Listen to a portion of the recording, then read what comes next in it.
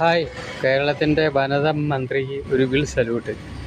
അത് ഭിക്ഷ എടുക്കുന്നവരെ പിടിക്കാൻ പോകാമെന്നൊരു ഒരു ഇത് കണ്ട് ചാനലിൽ കൂടെ.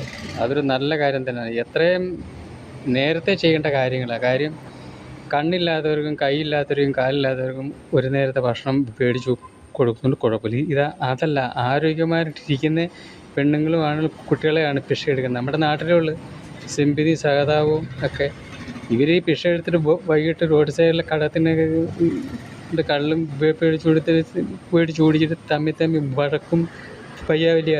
ഈ ദുഃഖങ്ങളൊക്കെ കാണുന്ന പോലീസുകാരാണ്.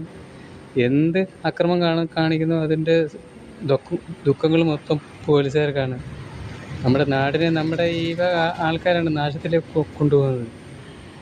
നമ്മുടെ നാട്ടിൽ മാത്രമേ ഉള്ളൂ, തമിഴ്നാട്ടിലൊന്നും ഇല്ല. ഭിക്ഷ കൊടുക്കുകയില്ല, 10 മണി കഴിഞ്ഞ് റോഡ് സൈഡിൽ ഒരാളെ കാണാനും പാടില്ല. ഇവിടെ എല്ലാം കൊണ്ടും സ്വാതന്ത്ര്യമാണ്. എല്ലാം കൊണ്ടും സിമ്പതി സഹതം കൂടുതലാണ് മലയാളിക്ക്.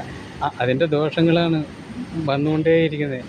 സിറ്റിയിലിറങ്ങിയ സമൂഹത്തിറങ്ങിക്കഴിഞ്ഞാൽ ഇതൊരു നല്ല കാര്യം തന്നെയാണ്. മന്ത്രിക്ക് ഒരു സല്യൂട്ട്.